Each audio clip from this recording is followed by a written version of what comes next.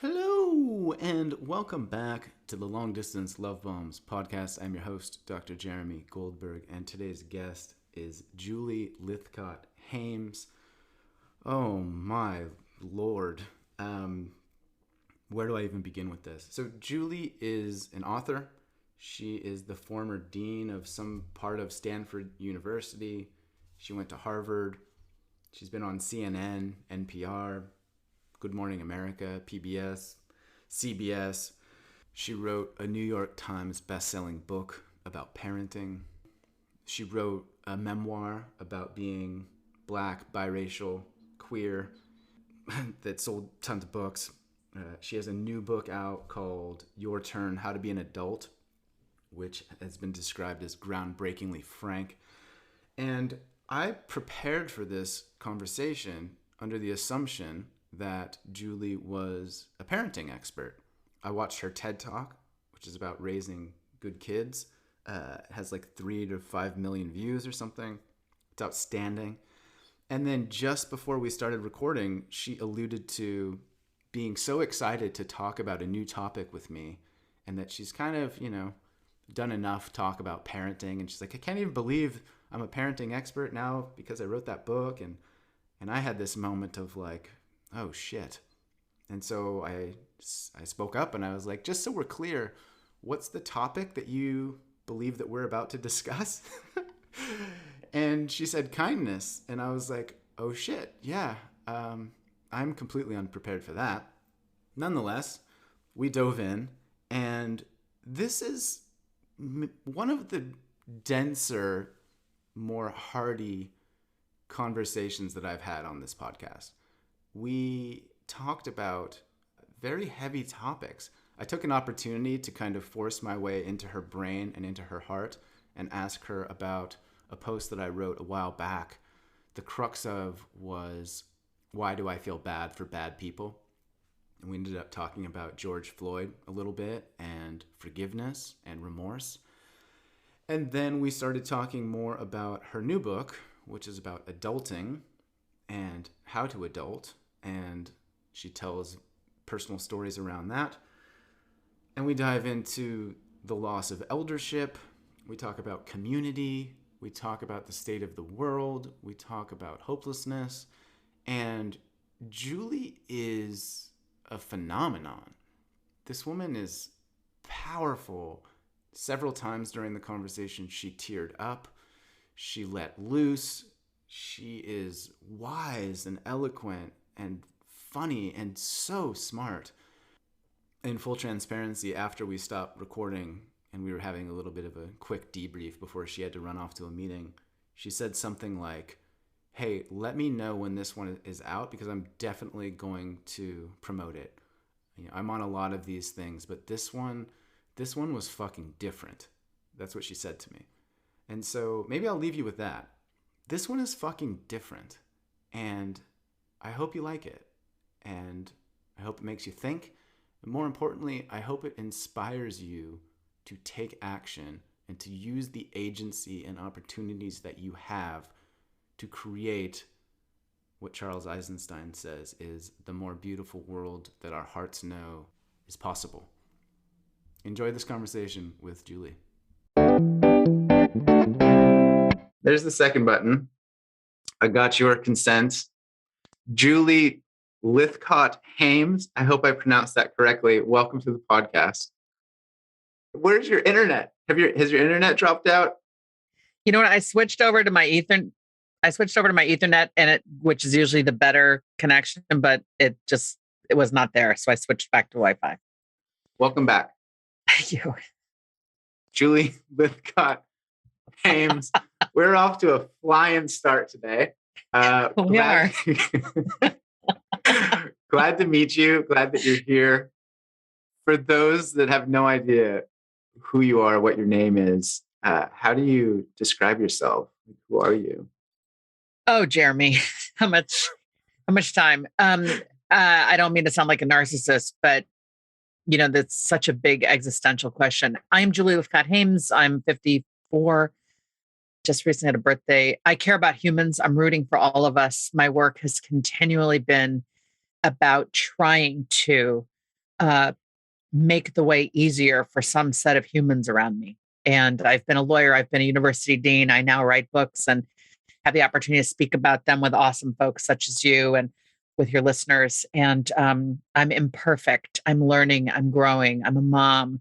I'm a partner. I'm a daughter. I'm Black and biracial. I'm queer and bisexual and in a heterosexual marriage to a cis guy. I got a lot going on and I have messed up and am deeply flawed and really believe in all of us. And my work, I hope, reflects that. That was fabulous. I Well, love that thank you you. just said, I got a lot going on. If that's not the human condition, I don't know what is. Right? Yeah. Yeah. When you say, I'm rooting for all of us to make it, Yeah. what do you mean by that? A long, long time ago, way before you were born, from the looks of it, a guy named Mario Cuomo was the governor of New York, the father of the current governor or former governor under siege. Mario was a Democrat who said something like, as Democrats, it's not about one of us making it to the finish line. It's about all of us making it. And I heard that probably in a keynote speech at a Democratic National Convention in the 80s or the 70s. I'm not sure, when I was younger. And it stuck with me that it was a belief system I held, that I'm not here to win some race against all humans. I'm actually interested in all of us making it. And so I want all of us to get across the finish line, whatever that means. I want nobody left by the wayside. And I'm firmly a believer in the fact that shit happens and that I don't tend to blame people when shit has happened. I don't call it their fault. I have tremendous compassion. Gosh, I can hear the emotion rising in my body as I say this. I have compassion for the accused. I have compassion for the underserved, the voiceless. I just have this confidence that all of us began as these innocent little beings who wanted a chance.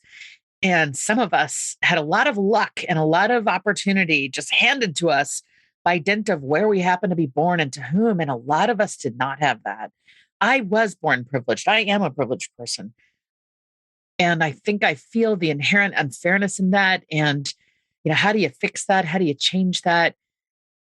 I know that there's systemic change available and political and policy change and donate your money here and vote for these things. But I also know that so much of that is outside of the individual control of any of us. But what we do have control over is us if we work at it, which I think is what brings you and me to be in conversation today, which is that we both believe in the power of the individual to effect kindness in the lives of others. And I think that can make all the difference. That is one super way to help others make it.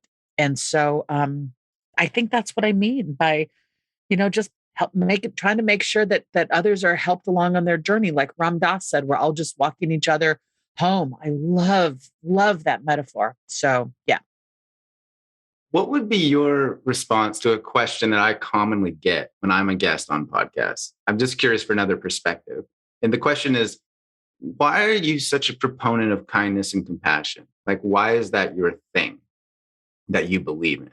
Like, how would you respond to that? Because I've seen human beings light up with a sense of possibility, with a sense of their ability to persevere, with their sense of relief when others extend kindness to them. I have witnessed the dramatic transformation in the body and what I can observe of what's happening for the recipient. I've also seen what happens to the giver when it occurs, and I've seen third parties also pivot their own actions in response. I have witnessed the magical butterfly effect of one act of kindness. And so it feels to me to be magic. And I want all of us to know about it. And I want all of us to get better at practicing it. All right. I've not heard it. Because it's free. It's free. It's magical goodness and it's free. So this is how we level up as a human species and start to reverberate in a more harmonious way. You've not heard it put that way. How do you put it, Jeremy? I I've not heard it described as magic. And I really, when you said that in my body, I was like, yes, that's cool. I'm going to steal that line off Steal her. it. Steal Yeah. it. Yes. Magic trick. I've often described it as a root solution to a lot of the root problems that I see in the world. So when you talk about addiction, racism, classism, domestic violence, all of it, I feel like at the core would benefit from some amount of kindness and compassion.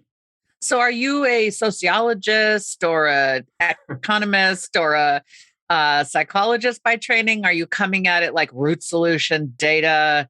This is a function of that. Is that part of your training academically or in life? I joke that I'm a recovering scientist. Yeah. But my background is in the hard sciences, and then I transitioned into social science. Sorry, see, I called you a social scientist by naming sociology and psychology, right? Yeah, you got it. I didn't get the hard science at the root of it.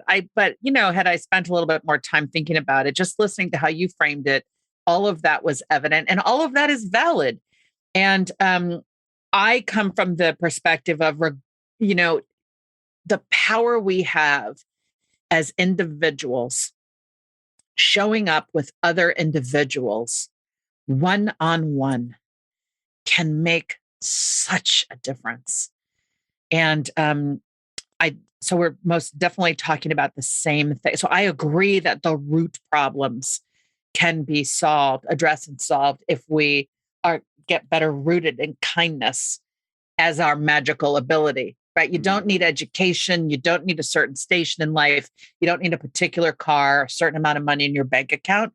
In my latest book, Your Turn, I call kindness one of our superpowers. And I say, we all have access to it. It's like a seed that's already within us.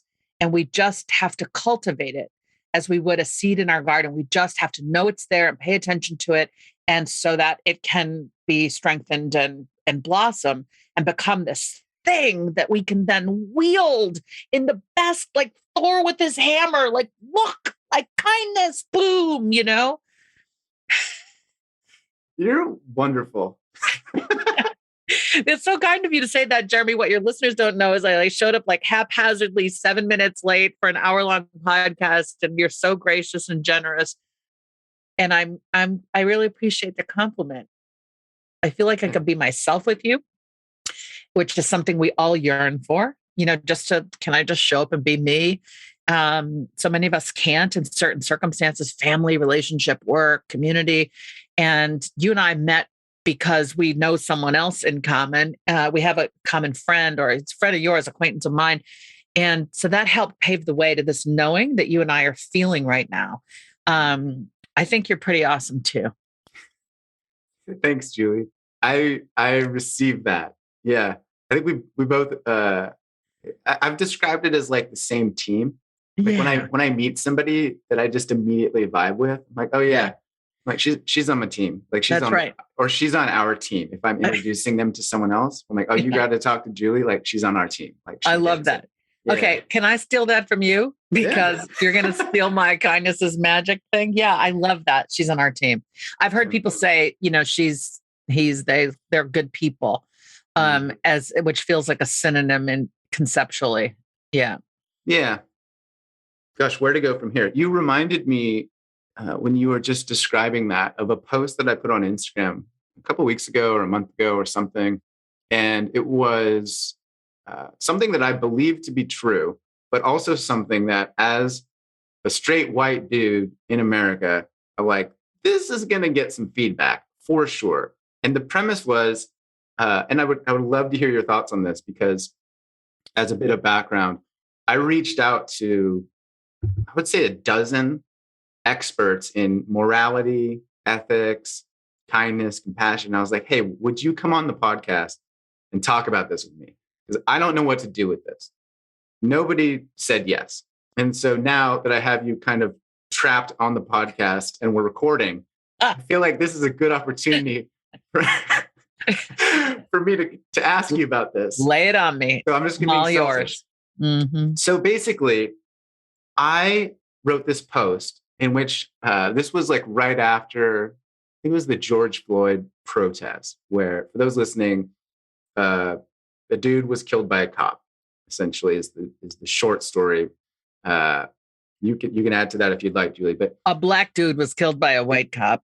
That is a very important distinction. In public. Yeah, slowly. And recorded. And it was slowly. It was a slow death. It was absolutely torturous. Yeah. Yeah, it was horrendous. Yeah. And I was reading about this and feeling into it. And I realized that at some point in that process, I felt bad for the cop. Mm. Not condoning what he did. I fully believe in justice. I believe it was wrong. It was disgusting. It was disgraceful, etc. He should be punished.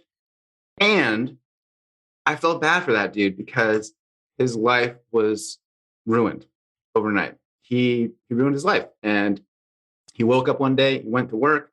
At the end of the day, he was the most hated man in America. And so I approached all of these experts and I did this post like, I feel bad for quote unquote bad people sometimes. And I don't know where to draw the line on the spectrum from minor infraction / cheated on a test / got a parking ticket to committed murder.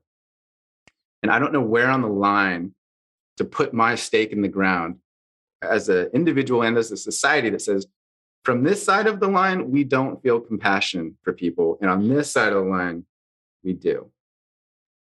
So I recognize that I maybe didn't describe that super eloquently, but you did. Okay. No, you did. And if I may say this without sounding paternalistic, I think it was brave of you to say what you said, and also to be interrogating it further on your podcast to whatever extent you can entrap people to have this conversation with you, as you've done with me. In other words, we shy away from tough conversations these days because of cancel culture and just the fear that we're going to offend and therefore ruin our lives in a much different way than this particular policeman ruined his life. I want to replay back to you how you unfolded this to me. You first said he woke up one day and his life was ruined. He woke up one day, went to work, and his life was ruined. And then you rephrased it as he ruined his life. And I think it is important to get clear on what acted on what. His life was not ruined by something anybody else did. He chose to end the life of somebody on a sunny afternoon. And however much he was conscious about the choice he was making, what have you, it was his actions that led directly to the ruination of his own life as he murdered someone else.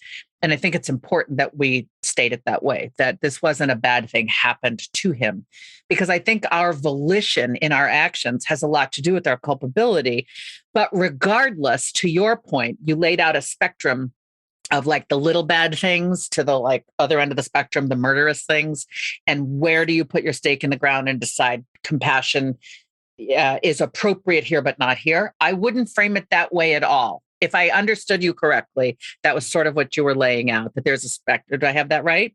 Yeah, that was sort of the way that I presented it to people, which was like, I feel bad for bad people. And we could argue that he is at the extreme, the extreme end of the spectrum. Yeah. And I still feel bad for him. And I don't know what, I'm confused. Yeah. I want to have a conversation. I don't know what to do with that.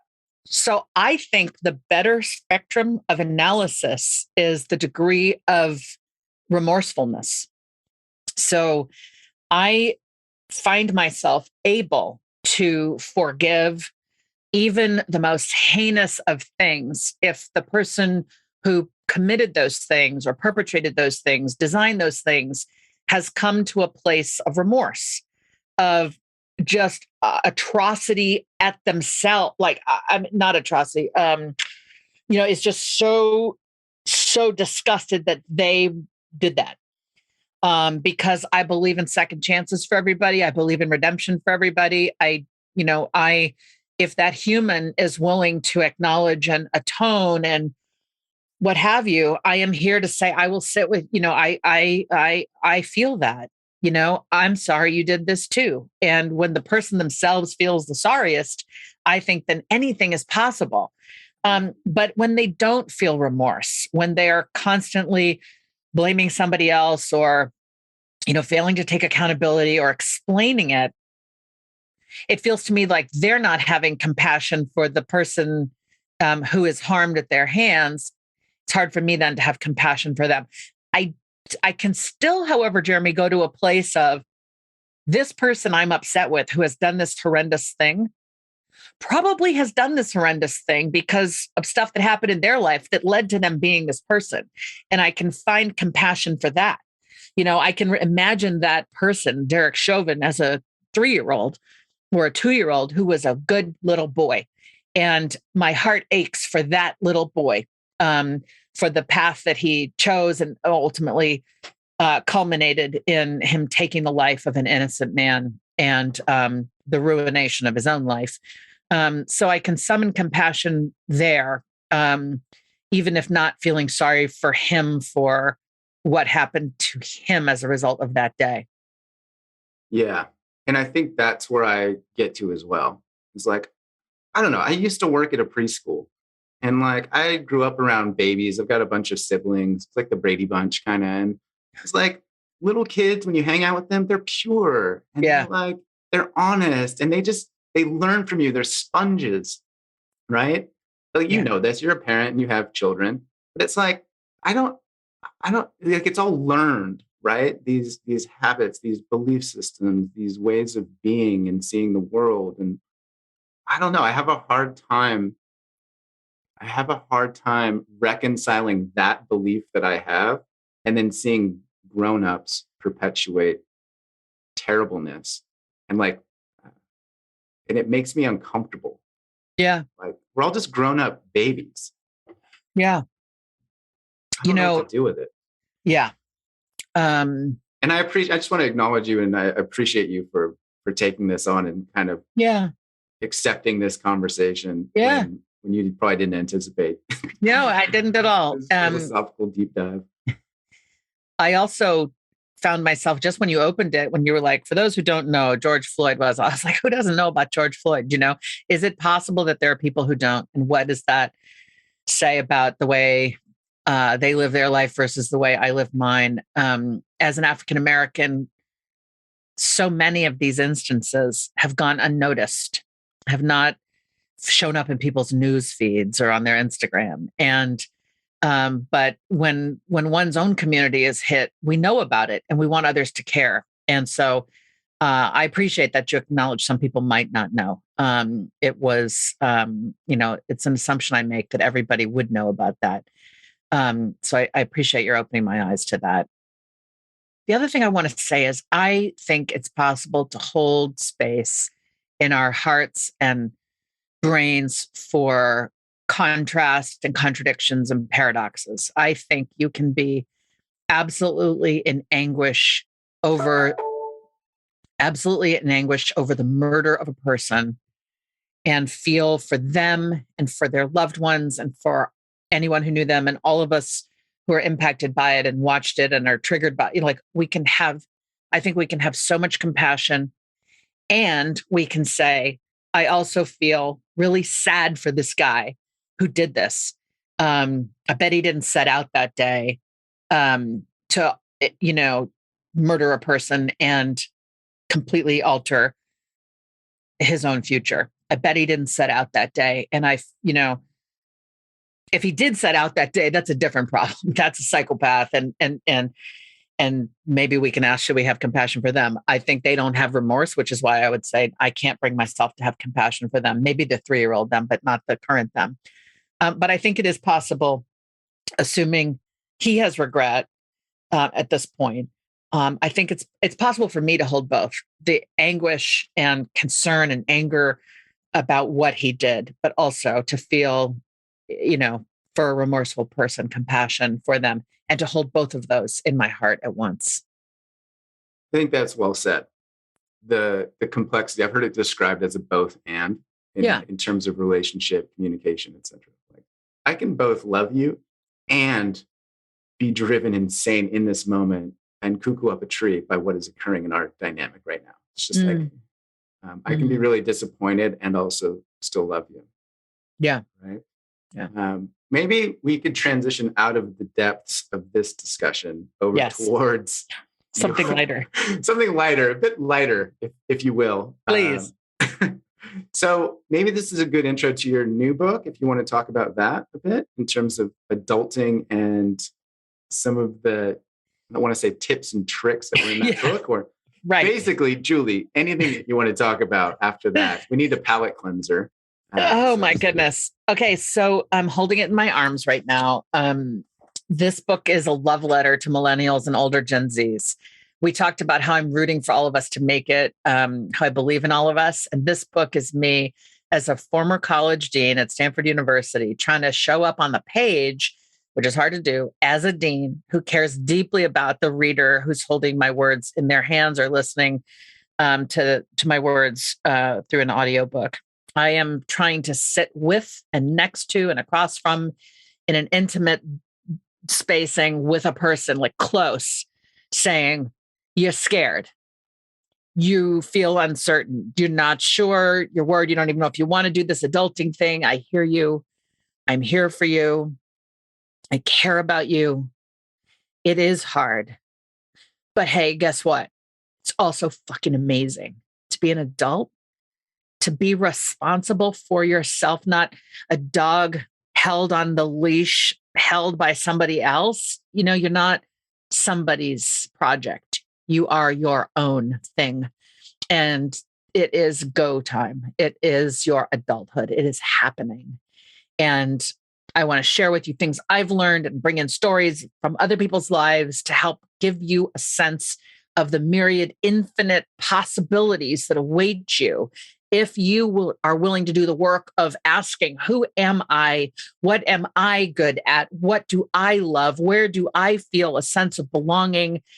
And then you give yourself permission to go do that work and live in those places and spaces and be in relationship with those people. That's what this book is about. And it just came out in the spring, and it's been a pandemic, so it's hard, to kind of be out there in the world with this book. But this is my 459-page love letter to millennials and older Gen Zs. It is not about tips and tricks. It is about, and there's a lot of tips and tricks in there, but the book is not a tips and tricks book. It's an existential, you fucking matter, and it's your life, and I am rooting for you to live it. That's what this book is about. Love that. Even when you picked it up there and I saw the heft of it, or the girth, I was like, oh, dang, that's a proper book. It is a proper book. That is a book. Yep. Yeah, I call it my big bouncing baby boy because it's my third book. So it feels like my third child, but it is the biggest of all. And because you can't TLDR adulting, it can't be reduced to 100 tips or 10 tips or 468 tips. It's this wide open landscape, and it is bewildering. And there are things you can learn from other humans. The way that I like to put it, Jeremy, is, and for some reason, I'm having the urge to call you Jer, and I just met you 35 minutes, my 29 minutes ago. My friends and family call me Jer. So okay, good. Jer. You want to be on the team, like, come on in. Yeah, you can call me Jer. Jer. Yeah. Humans have taught humans how to be human since humans were human.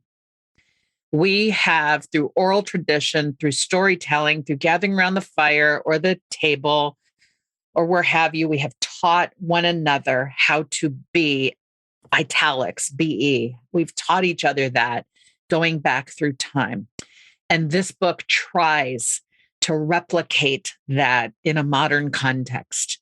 It is complicated and complex and entirely doable.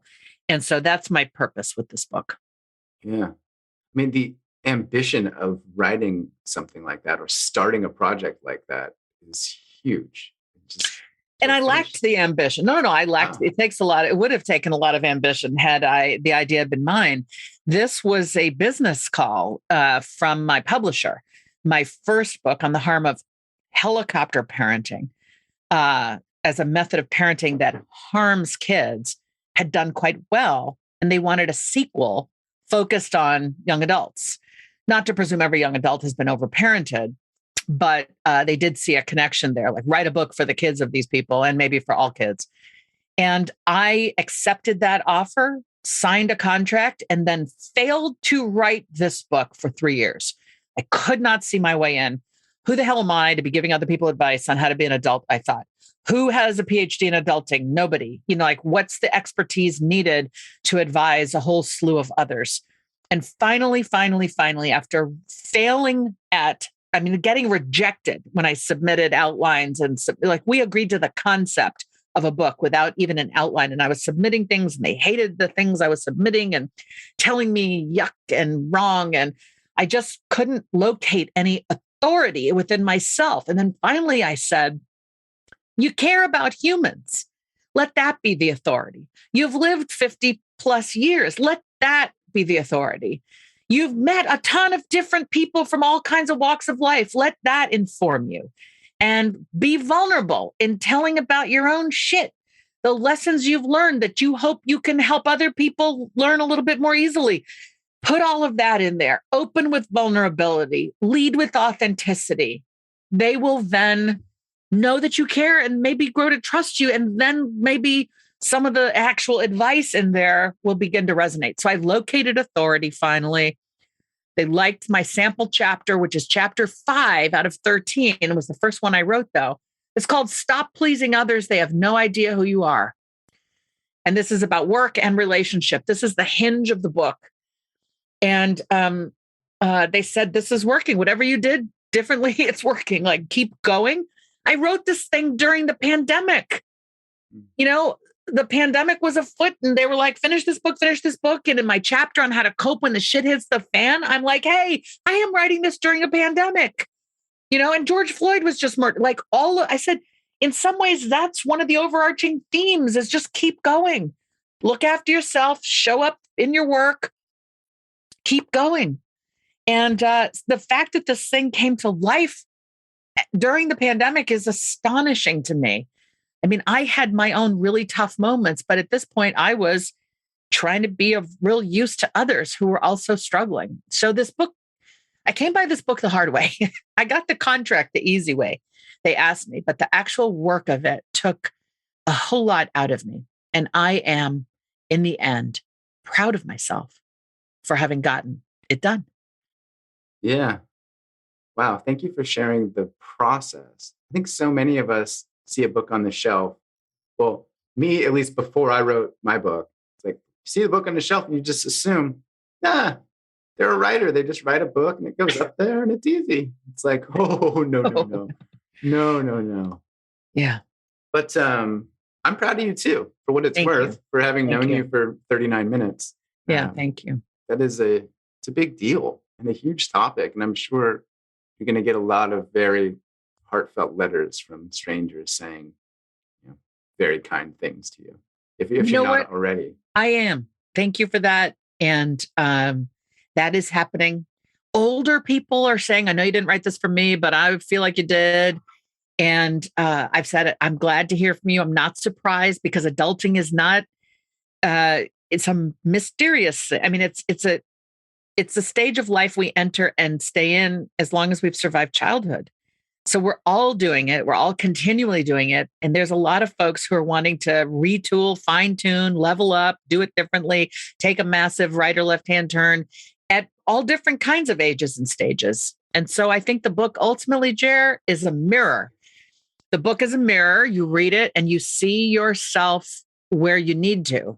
And some people will see themselves really deeply in the money chapter and others in the self-care chapter. And others will just be delighted that I'm referencing mental health challenges throughout. So it's not a asterisk. If you're depressed, see page 300.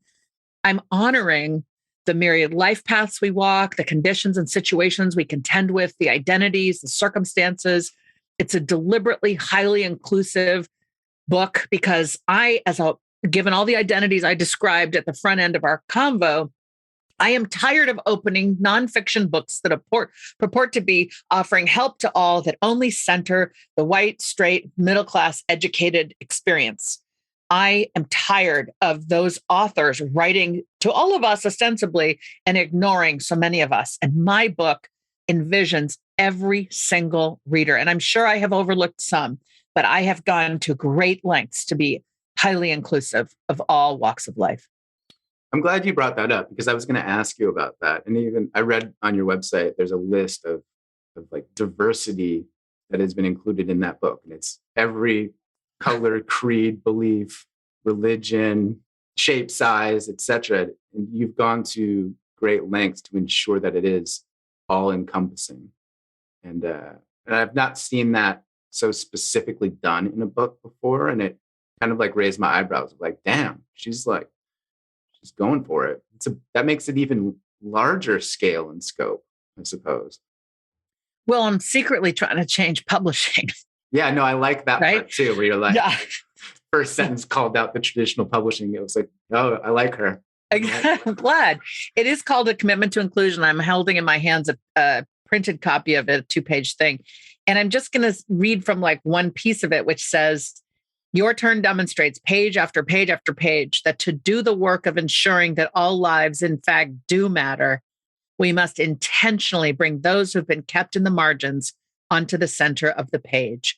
Some readers will overlook these details, but many readers are hungry for a book and a way of writing and editing books that truly sees all.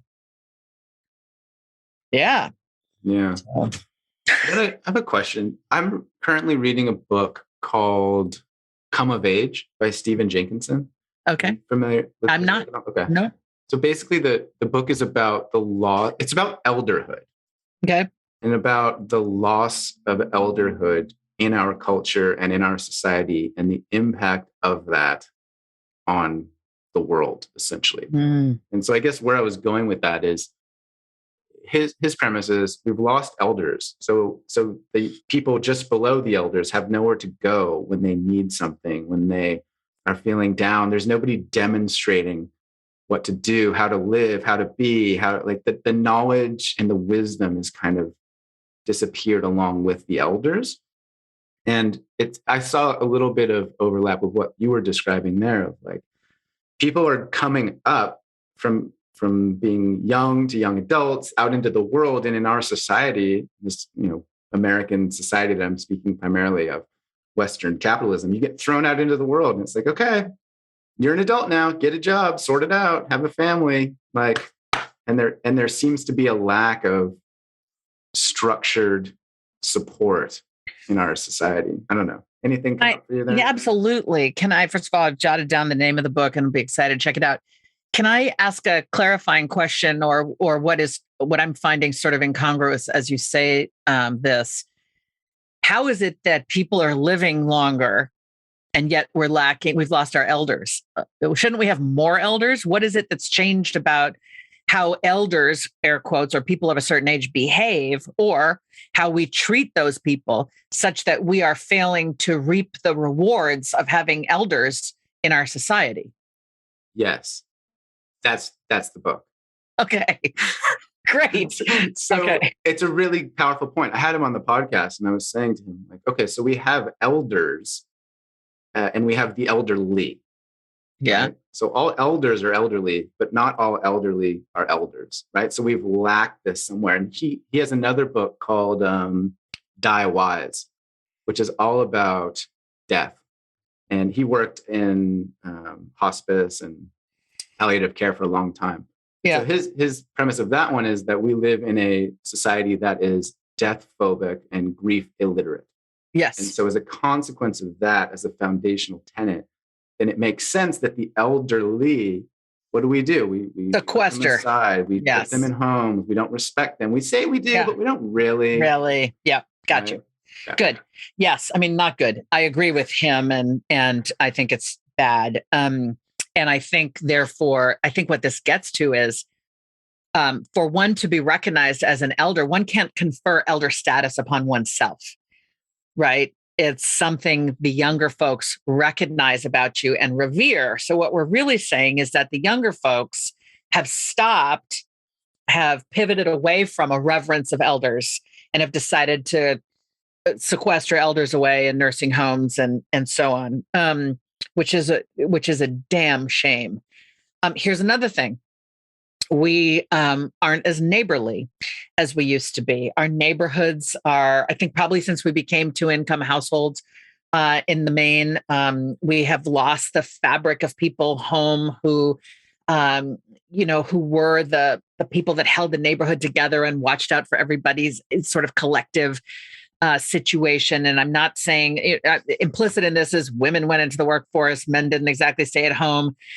Who was there to caretake neighborhoods? I'm not begging for a time, of the past. I'm saying, how can we in our modern future allow for everybody to do the work they want to do and need to do, but also for us all to take up the oar of, getting us toward tighter communities where there are connections and we're all aware of the elders among us, the elderly, the elders, those with more years and more wisdom. What can we, I think the societal fabric, I think the lack of elders, the loss of elderhood is a symptom of a larger fracturing that is, because we've also lost childhood. Okay. Childhood has become this relentless, in many communities, middle class and above, this relentless pursuit of certain degrees of achievement and attainment in furtherance of the right adulthood. So our kids are running right past a healthy, wholesome childhood to get to their adulthood, which is then this fractured place of possibility. And, the capitalism has made it so that it's unaffordable and you're supposed to be an adult, but you can't afford to move out of your parents' house. And your grandfather blames you. When I was a kid, I agree, okay, grandpa, you don't get it. Like so much has changed. And embedded in this chaos is an opportunity, particularly given the other chaoses like climate, for example. Like there's this really important, urgent moment we're at right now where we have to ask ourselves, what is this century going to be like? And how can we curate some better outcomes? I feel like Captain Kirk or whoever it was on Star Trek that would have said, like, we have the technology, or I'm clearly not a science fiction person. I have no idea who said that, but like we have it within us. And maybe this is where we come back to kindness. Like, but we have so much capacity within us to fix these things. I think we lack leadership. I think we lack leaders. You want to talk about what else we lack? We lost elders. We've lost leaders. We've lost trust in institutions and leaders and strangers. We're afraid of strangers. We've raised 2 generations now of American kids who won't look at you when you walk past them and say hi on a sidewalk, which means we've lost courtesy. We've lost a sense of how to read someone else's body language and looks on their faces because we've been taught to fear everybody. Good Lord. I'm like, just give you some snaps. I'm here for this. This is fiery truth. I'm 100% in agreement. And so, of course, the follow-up I have to ask you is like, what do we do about it? We put on great podcasts. And here's where we pause, Jer, and say, everybody listening, thank you for listening thus far. If stuff is resonating, notice it. Take notice of what's happening in your own body in response to this conversation we are having, because we're having this conversation for you. And we are inviting you to be a part of it, to feel it in your body and ask yourself, which bits am I, most resonant with? What do I want to follow through with, right? I think the answer is grassroots level conversations about how to strengthen our communities, our sense of progression from childhood to adulthood to eldership, conversations, local conversations among friends and family happening all over the place is essentially to sow a new set of seeds in America and therefore have some confidence that a different harvest is possible. And if that ain't the cheesiest metaphor I just pulled out of my you-know-what, I don't know what is, but that's the image that came to mind. Like farmers they say like this soil is whatever, problematic. It's not yielding anymore. They have to like dig it up and put new dirt in and switch the crops around because this soil is done. And that kind of feels like where we are. The soil is depleted. We need new soil and we need to plant new seeds. And I think your podcast and my books and a zillion other efforts all pointed toward this better way of being. I think all of these things are possible. Love it. I love it. You're wonderful. I would like to spend time in your presence and drink tea and talk about things. Where are you, Jer? I'm in Squamish, north of Vancouver. No way. I've always wondered if I'm saying that correctly when I see it written Squamish. Yeah, it's Squamish. Yeah. Nice. And I'm in the Bay Area, San Francisco Bay Area. So we're on the same time zone, same coast. Yeah. So we definitely need to meet in person, and we need conferences and connections and convenings and so on of people, of the myriad people like us who are feeling this way. Yeah. And I guess to go back to what you just responded with, that wonderful analogy, what I heard was like something, like do something. Like it is not enough. This is like me. I just felt myself start to get on my own soapbox here of like, okay, hang on. Like so many of us, I hear a lot of like complaining, whining, concern, fear, judgment, etc. And I don't see enough of like, I'm going to try something. I'm going to make a difference. I'm going to start a group. I'm going to say something. I'm going to launch a business. And so like, I would encourage anybody listening to like, just do something like that you're called in your body that excites you or that you know is right or just or needed. Like just have one conversation today, every day. Do something. I love it. You know, you and I are talking before the Christmas holiday, and I don't know when this is going to come out, but I will tell you, and I write about this in your turn, one of the greatest pleasures I have in life is to go into the grocery store on sort of December 23rd, wearing a Santa hat. The hat is not required. But I do it just to create like a curiosity and just bring a little light and levity. This is all pre-pandemic, but even now in the pandemic, even more so, I'd say, because we're all masked, I would want to bring this lightness and levity. And Jer, I'm on the lookout for people who've been sent to the store with a list. Okay, you can tell because they look at their own list and they're trying to decipher someone else's needs. And typically it's the partner, right, of the person who's doing the cooking or the visiting family member of the person whose home they're staying at, right? So they're lost. They're in an unfamiliar grocery store or they're unfamiliar with the task. And you can see they're confused and lost. And so I try to just hover nearby and listen to themselves muttering like, oh God, where's the dark brown sugar? And I'll be like, oh, hey, you're looking for the brown sugar? It's on aisle 8. And sometimes I won't know where it is. And I'll go and look quickly. I race over, like, can I find the brown sugar? Then I'll come back and like regulate my breathing. And I'll be like, chill. I'll be like, hey, did I hear you say you're looking for the brown sugar? It's on aisle 8. That shit brings me joy. They're so grateful. They're so grateful. And all I'm doing is helping somebody find the dark brown sugar on aisle 8 because they feel someone noticed me. I matter. I'm not alone in the world. People are kind. People will go out of their way to help me. It's like, and I can feel the resonant buzz. Like in one grocery visit, I might get to do this 4 times. You know, like I don't linger all afternoon. You know, I don't want anyone to call the security on me, this strange person in a hat in aisle 9, you know? This woman's following me around. Exactly. I mean, I am African-American. I do, right? But I'm very light skinned. So I have the privilege of light skin. And I do worry sometimes that people be like, oh God, you know, who's this stranger who's yammering on at me? I try to pick my person and I pick my moments. But my point is do something. It's like, I'm going to go out and wreak a little bit of kindness, which I hope will foment a little bit of happiness in the safe way. That's what I'm going to do today. And you know what I know, Jer? It's going to make me feel better. If I'm losing my mind because some shit is happening, I'm stressed about this or someone was mean to me or what have you, I know that if I can just turn that 180 degrees, get out into the world and be kind to some strangers, it'll help them. It'll help me get back to my set point where I want to be. Amen. Be a helper. Yeah. But Julie, we say be the helper. Okay, I know we got to go. I'm sorry.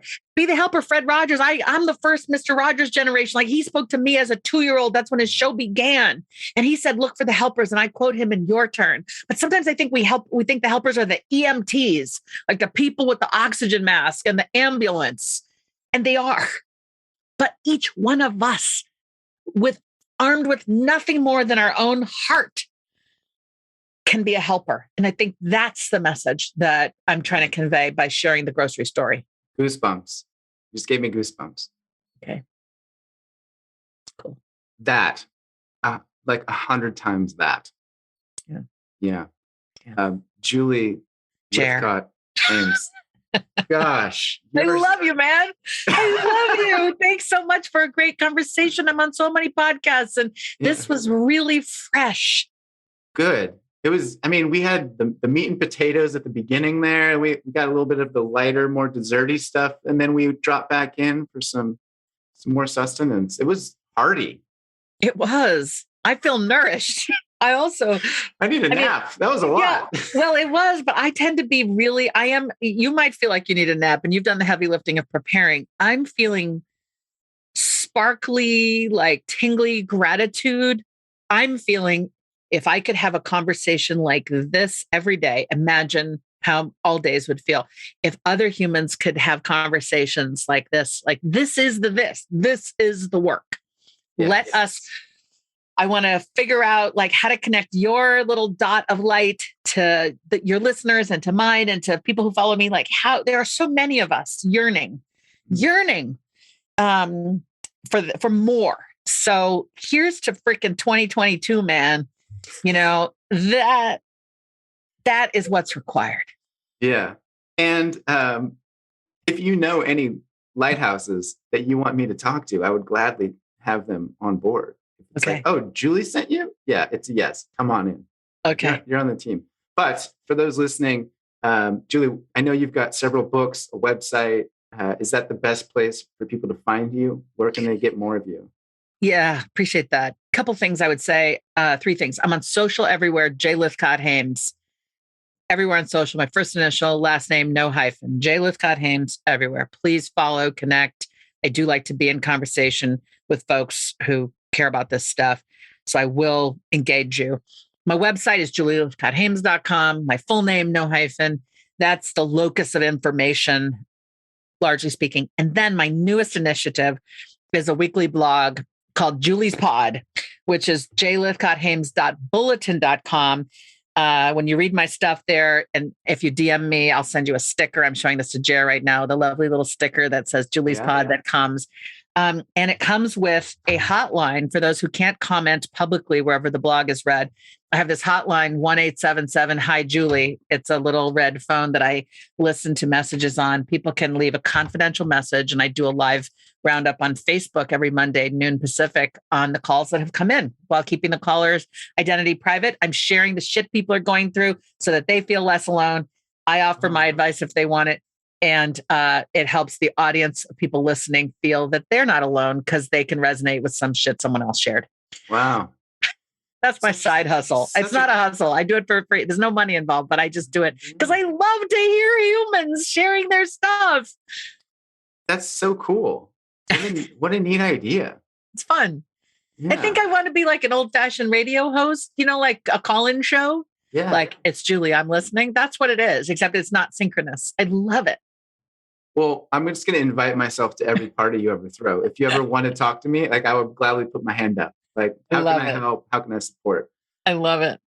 All right. Well, you need to go. You have a meeting. Yeah, but I do. Thank you, truly. Like my whole heart. That was very special. And I feel grateful to have spent an hour with you.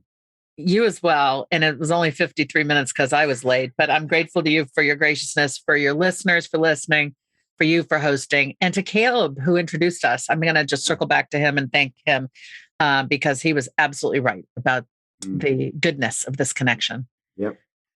All right. Take care. You too. Thank you. Hoo-wee. I mean, that was the thing, right? Wowzers. Whammy. That was a whammy. That was a whammy maker. That is Julie Lythcott-Haims. And yeah, sit with that one for a minute. Take some breaths. So inspiring, so wise, so powerful. I would invite you to take us up on our invitation to action, to being one of the helpers, to being the difference that this world so desperately requires. It is a privilege to have that responsibility. And I hope that we all do our part to make use of that and in turn make light in this oftentimes overwhelmingly dark scenario called life. So that's Julie. As mentioned, you could find her books and the links in the show notes. If you liked this conversation, please share it. Please post it on Instagram and say, hey, this was amazing. You have got to listen to this. That is exactly how the ripples happen. That is how we make more of an impact on the planet. And that is how we help spread the word about kindness and compassion. So thank you for listening. Thanks for being here. If you want, you can find me everywhere at Long Distance Love Bombs. I send a weekly newsletter out with my favorite books, movies, shows, articles, podcasts. If you want to know what I am consuming, that is the way to find it. And I also tell a few stories, spread the word about some ideas I've been considering. Okay, enough about me. Go and live your life. Go and be one of the helpers. And thank you for being here.